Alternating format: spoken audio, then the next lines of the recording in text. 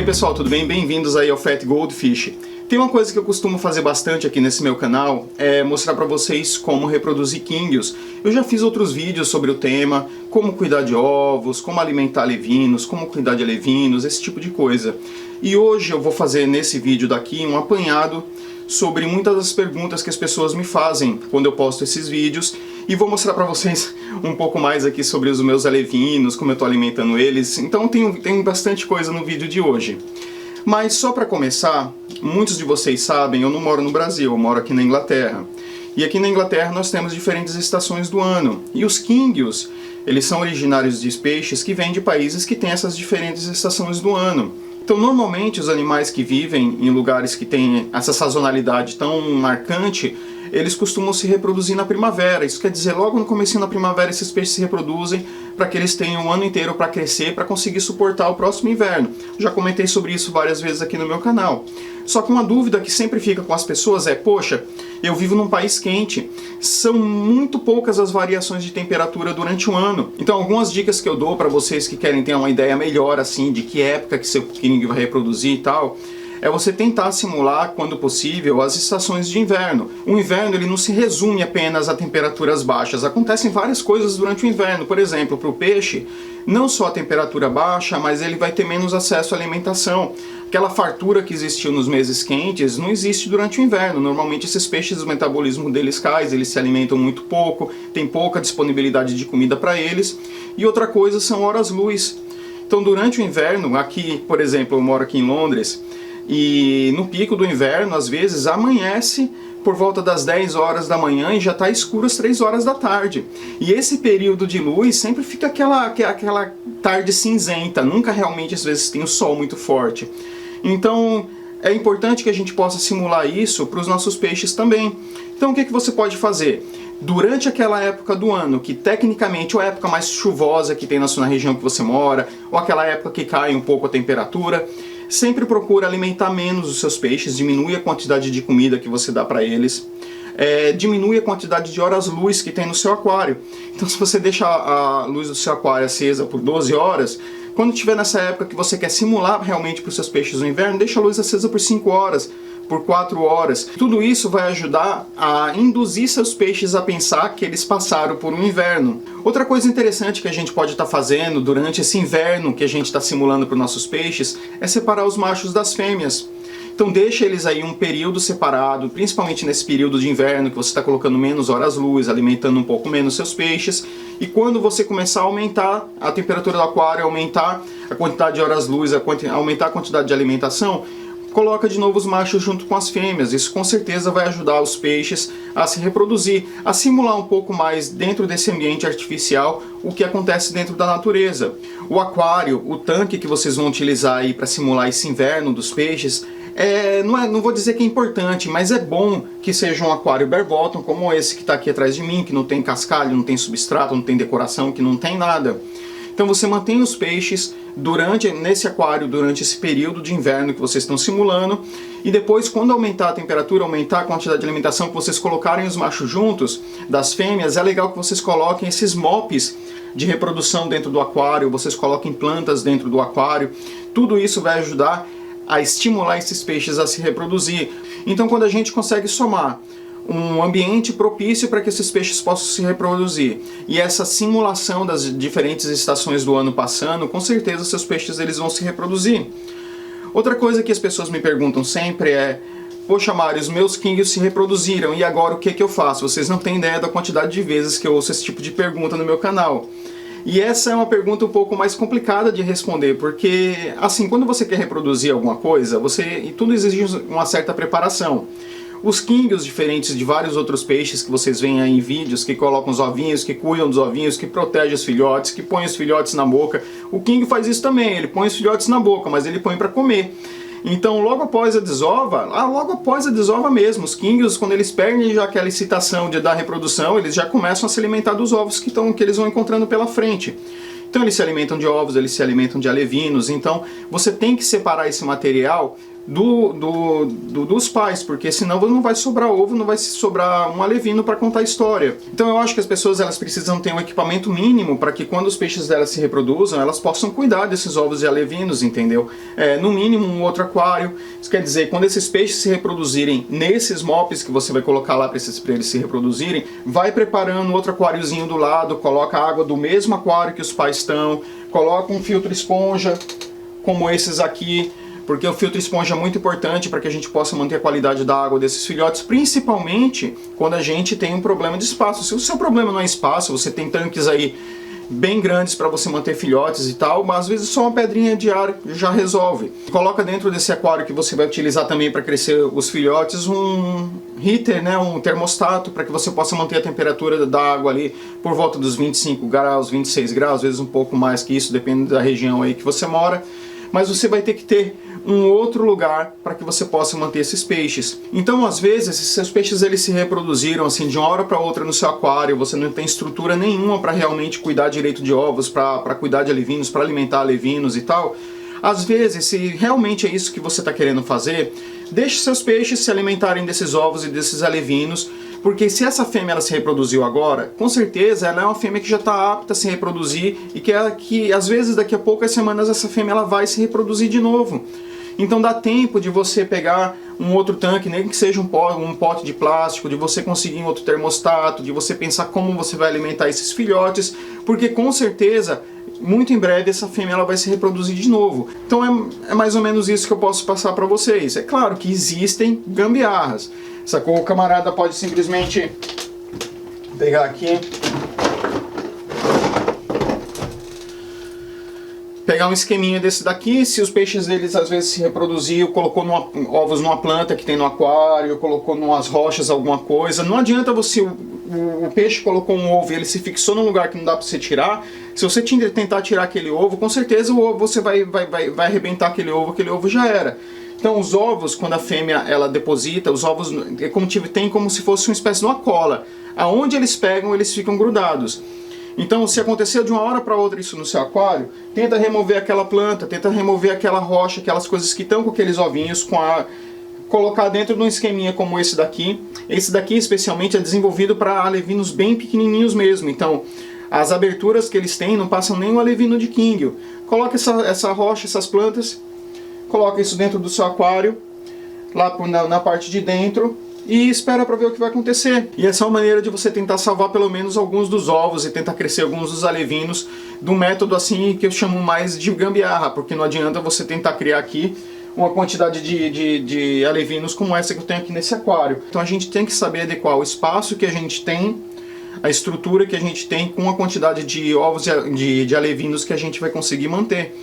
É aí que vem aquela parte de novo que eu já falei para vocês em outros vídeos sobre você fazer cooling de alevinos. Isso é, nesse caso, se são alevinos de rancho mesmo, se você vai selecionar aqueles filhotes que não têm a nadadeira dorsal, aqueles filhotes que eles têm a nadadeira caudal dupla, e assim você vai reduzindo essa população para que você possa realmente dar qualidade de vida para que esses peixes possam se desenvolver correto, pela quantidade de água que você tem disponível para eles. Maior a quantidade de água, mais tempo você pode esperar para que certas qualidades dos alevinos vá aparecendo conforme eles vão crescendo. Se você tem um espaço menor, você vai ter que começar a fazer isso um pouco antes.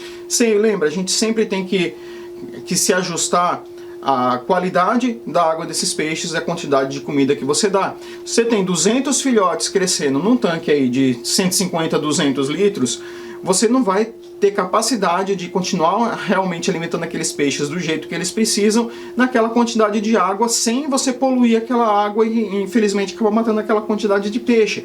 Então é sempre um cálculo que a pessoa que está criando, começa a fazer por ela mesma, muito aprendizado, erro e acerto do que você está fazendo com o espaço que você tem disponível. Às vezes pode ser um cara que ele tem uma fazenda de criação de Kingio, ele vai ter um modus operandi diferente de uma pessoa que tem um esquema bem pequenininho, entendeu? Assim, como é o meu, por exemplo, eu tenho esse aquário aqui, tem uns tanques lá embaixo, mas espaço não é uma coisa que é muito limitante para aquela pessoa que realmente quer fazer alguma coisa. Por exemplo, eu já criei muito peixe, basicamente tendo um aquário para os peixes se reproduzirem e tendo um outro aquário para manter os reprodutores em outro aquário e criar aquele lote de alevino durante aquela estação em outro aquário. Então, não importa o tamanho da sua criação. Outra coisa que as pessoas me perguntam é: os meus kingios, eles depositaram os ovos aí, Mário, quanto tempo demora até que esses ovos possam eclodir? E isso varia muito de acordo com a temperatura do seu aquário. Normalmente, se a temperatura do seu aquário estiver por volta dos 25 graus centígrados ou um pouco acima disso, os ovos vão eclodir aí em cerca de 3 dias. Se a temperatura da água do seu aquário está abaixo dos 25 graus, pode demorar até uma semana para esses ovos eclodirem. Normalmente aqui, na minha criaçãozinha, eu tenho um termostato dentro do aquário e os ovos costumam eclodir assim por volta dos 3 dias. Apenas vai eclodir aqueles ovos que eles têm uma coloração mais aperolada. Aqueles ovos que eles ficaram esbranquiçados e que às vezes está saindo um pouquinho de fungo deles, são ovos que não foram fertilizados e esses ovos eles não vão eclodir. Então é interessante a gente saber disso. Às vezes a fêmea do king ela deposita muitos ovos e é interessante que a gente tenha mais machos para que a gente tenha uma quantidade maior de ovos fertilizados. E é lógico, quando a gente faz a reprodução de modo manual também, que a gente pega o king macho, o king fêmea, extrai sêmen, extrai ovos, esse tipo de coisa, a quantidade de ovos fertilizados normalmente é maior. Logo após a eclosão desses ovos, e você começar a ver lá as larvas dos kingios, é aquela fase que eu chamo aqui na minha casa de a fase mosquitinho dos kingios, né? Que são tudo bem pequenininho, menor do que um grão de arroz, ficam tudo aqui nos vidros do seu aquário, tudo presos ao vidro do aquário, eles não estão ainda free swim, eles não estão nadando livremente pela água do seu aquário, eles normalmente ficam paradinhos num lugar ali, parece um monte de mosquitinho. E eles nessa fase eles têm o saco vitelíneo deles, eu acho que é esse o nome se eu não me engano, que é uma bolsa, como se fosse uma bolsa de nutrientes, e eles vão se alimentar daqueles nutrientes que eles já nascem, eles já eclodem dos ovos com eles. Então pelas próximas 24 horas você não precisa alimentar esses peixes. Outra coisa interessante também é que você mantém a coluna de água do seu aquário baixo, que nem aqui eu estou mantendo os filhotinhos de kingio, tem aqui cerca de 15 centímetros de água mais ou menos. Se vocês assistirem outros vídeos ou começarem a ler a respeito da reprodução desses peixes, vocês vão ver que a maioria dos criadores mantém essa coluna de água abaixo para desenvolver a natação deles e a bexiga natatória deles. Conforme eles vão crescendo, você pode ir aumentando a coluna de água desse aquário. É claro que quanto menor a quantidade de água que tem no seu aquário, maior a possibilidade que aquele sistema crash, que deu algum problema naquele sistema, que cai a qualidade da água do seu aquário, maior o volume de água, mais fácil de manter, menor o volume de água, mais difícil de manter aquela qualidade, aqueles parâmetros corretos que aqueles alevinos precisam. Então é sempre um balanço que a gente tem que estar fazendo. Depois disso, cerca de 24 horas depois que eles nasceram, que eles ficaram nesse estágio mosquitinho aqui preso no vidro do aquário, eles começam a ficar free swim, isso é, eles começam a nadar livremente pelo aquário. Quando eles estão nadando livremente pelo aquário, essa é a hora que você tem para começar a alimentar eles. Eu costumo, como eu já falei antes, a comprar os cistos de artêmia, os ovinhos de artêmia e eclodir eles. Aqui embaixo desse aquário que está atrás de mim, aqui no gabinete, dentro do gabinete, eu montei aí a minha criação de artêmia. Eu tenho um aquário, esse aquário ele tem um heater, e eu tento manter a temperatura da água aí por volta dos 26 graus constante. Constância é uma coisa muito importante, porque se eu estou colocando um lote de ovos lá de artêmia, eu espero que essas artêmias estejam prontas no outro dia. Se a temperatura aqui do lugar varia, esses ovos também eles eclodem mais rápido de acordo com a temperatura que eles estão. Se você mantém uma temperatura de 25 graus hoje e seus ovos eclodir artêmia eclodiram em 24 horas, provavelmente se você continuar mantendo essa temperatura, vai ser mais ou menos esse o ritmo que você vai ter. E constância é importante quando a gente está alimentando filhotes, que não pode faltar comida para eles. Então o que eu faço? Eu coloco a minha incubadora de ovos aí de artêmia, que é um sistema muito fácil de montar, você consegue montar isso com garrafa PET. Eu mesmo já fiz vídeos mostrando como montar essas incubadoras de artêmia aí com garrafa PET. Independente do modelo que vocês escolheram de incubadeira aí para os seus ovos de artêmia, quando vocês forem colocar água dentro dela, não precisa ser água tratada com condicionador, pode ser água que vem direto da torneira mesmo. A quantidade de sal que vocês podem colocar é aí por cerca de 1 colher de sal por litro de água. Eles são bem tolerantes a essas larvinhas, aí, esses ovos de artêmia são bem tolerantes a diferentes níveis de salinidade. Pode ser aí cerca de 1,5 colher de sal, pode ser um pouco menos, um pouco mais. Então pensa aí uma média de 1 colher de sopa de sal por litro de água. Eu coloco cerca de 2 colherzinhas, que nem essas que vocês estão vendo aí, de ovos de artêmia. Então todo dia eu estou tirando uma quantidade de artêmia suficiente para alimentar esses peixes 3 vezes por dia. Então eu alimento eles de manhã, uma quantidade boa. De tarde eu alimento eles com uma quantidade um pouco menor. E de noite eu alimento eles novamente com uma quantidade bem maior assim de artêmia.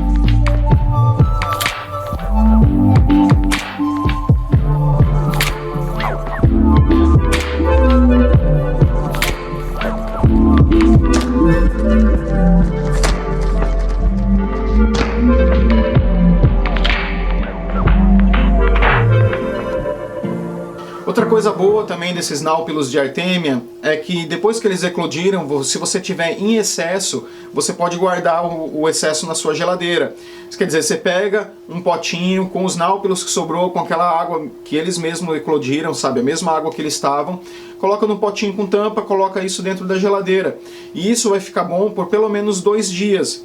Se você colocar à noite na geladeira, por exemplo, esses náupilos de artêmia, de manhã, quando você dá desses náupilos para os seus peixes no dia seguinte, você vai ver que muitos deles ainda estão nadando. Tem muito náupilo de artêmia que vai estar vivo ainda, mesmo depois desse tempo todo na geladeira. Isso quer dizer, o metabolismo dele também vai baixar, ele vai ficar bem paradinho ali, mas depois que ele entra na água quente, ele começa a ficar mais ativo e começa a nadar de novo. Outro detalhe também é que a gente tem que lembrar que o náupilo de artêmia, ele está sendo criado numa solução salina. Então, é uma criatura que não tem assim patógenos normais para esses peixes que outros tipos de comida viva teriam, por exemplo. Então às vezes você compra, sei lá, dáfnia, filhote de dáfnia, esse tipo de coisa, quando você vai alimentar esses peixes, às vezes aquela água doce que está aquela dáfnia vem com algum patógeno que pode atacar essas larvas de quinguio, e que são peixes que estão muito sensíveis ainda em fase de crescimento. E como as artêmias vêm de uma água salina, que é diferente da água dos quinguios, a quantidade de patógenos que elas podem trazer para dentro desse sistema é muito menor. Então, assim, é uma das melhores comidas que a gente pode dar, assim, de valor proteico e para manutenção da água no nosso aquário e para manutenção dos nossos filhotes. Gema de ovo, por exemplo, ele é uma ótima alternativa. Normalmente as pessoas devem ter um ovo em casa. Você basta cozinhar esse ovo, é uma excelente fonte de proteína para esses peixes. Pega um pedacinho bem pequenininho, passa às vezes numa peneirinha em alguma coisa assim, para que você possa espalhar isso um pouco melhor para os alevinos. É uma excelente fonte proteica, os peixinhos com certeza vão adorar. Tem um outro lado dele que é terrível, que o ovo estraga muito rápido, ele faz a qualidade da sua água cair muito rápido. E esses filhotinhos de peixe, eu acho interessante que a pessoa, antes de querer reproduzir e cuidar de peixe, ela aprenda realmente como fazer manutenção de peixes, normalmente dentro do aquário. Aprender a entender como esse sistema funciona, como que está o pH da sua água, como que está a quantidade de amônia, esse tipo de coisa. Porque se você vê às vezes um peixe que ele está se comportando de maneira diferente, esse tipo de coisa, você começa a aprender, poxa, ó, aquilo ali pode ser isso, aquilo ali pode ser aquilo, e você aprende a remediar uma coisa ou outra. Quando você está falando de peixinho do tamanho de um grão de arroz, isso não dá tempo de acontecer. Quando você percebe que alguma coisa está errado naquele sistema que você está mantendo os alevinos, já morreu um monte, se não morreu tudo. Então é importante que você tenha assim um certo entendimento de como funciona esse sistema para que você possa manter uma boa qualidade de água para os alevinos. Boa qualidade de água, boa alimentação, com certeza eles vão crescer fortes e rápido. A parte de manutenção desse aquário, a princípio, ela não é muito complicada. Primeiro porque não dá para você sinfonar muito o fundo do aquário, porque se às vezes você sinfona, vem um monte de filhotinho. Então é importante que a gente dê um alimento para eles que seja bom, que não apodreça fácil, que não vai estragar a qualidade da água do seu aquário fácil. Porque não dá para você fazer grandes limpezas quando os peixinhos são tão pequenininhos. Então basicamente o que eu faço é não esquentar muito com o que está no fundo do aquário e fazer trocas de água. Eu costumo fazer, para esse lote de alevinos aqui, eu estou fazendo uma troca de água a cada 2 dias de 50%.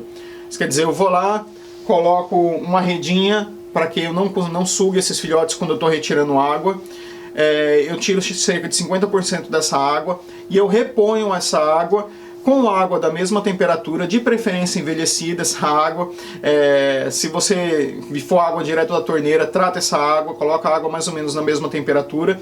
E importante que quando você for colocar essa água, encher esse aquário, depois que você esvaziou, quando você for encher esse aquário de novo com água tratada, eu costumo utilizar um recipiente de plástico, que nem esse feito aqui, bem na gambiarra mesmo, que eu sou super ruim para esses negócios DIY. Abro essa válvula aqui um pouquinho e eu encho aos poucos esse tanque. Não tenha pressa para encher o tanque dos seus alevinos. Esses alevinos, eu falei para vocês, é complicado. Às vezes está tudo funcionando bem, você faz uma troca de água, começa a morrer um monte de alevino de uma hora para outra e você não sabe o que está acontecendo. Então que as mudanças que existem dentro desse sistema, elas sejam feitas de forma gradual, nada assim muito grande de uma vez só acontecendo. Pelo menos quando a gente está com um sistema tão pequeno como esse daqui, onde as alterações elas são muito grandes para esses alevinos. Então eu já cobri alimentação, já cobri temperatura, já cobri qualidade de água, como que eu estou fazendo a manutenção desses peixes. E eu acho que eu já falei bastante pelo vídeo de hoje. Antes de terminar esse vídeo, eu quero passar algumas mensagens aí para vocês. Primeiro, eu vou estar participando de um podcast no canal Goldfish Brasil, no dia 8/4, às 19 horas no horário do Brasil. Então eu vou deixar aqui do ladinho aqui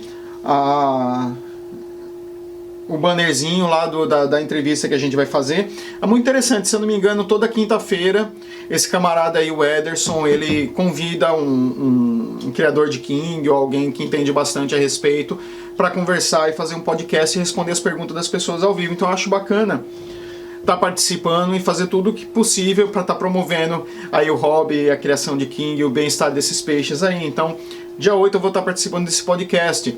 Eu acho que já participou o Marcos, aí, o atual presidente da Sociedade Brasileira de Kingios, já participou o professor Mauro Cintino, já participou o Humberto Fuji, que é um gigante aí na criação de ranchos também.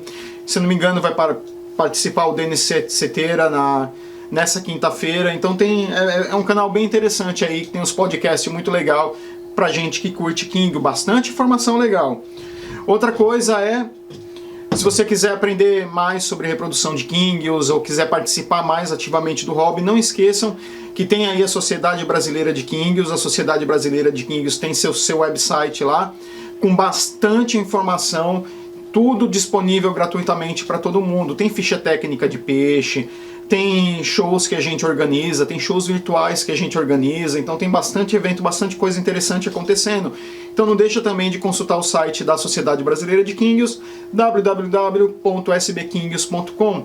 Então é isso aí por hoje, pessoal. Na semana que vem, eu acho que eu vou mostrar para vocês um pouco mais dos meus filhotes, e tem uma visita que eu fiz para Star Fisheries no ano passado. Teve uma brecha na quarentena que a gente está passando aqui em UK, e que eu pude visitar a loja lá do Andy Green quando tinha chegado um lote lindo de peixe importado de tudo quanto é lugar do mundo.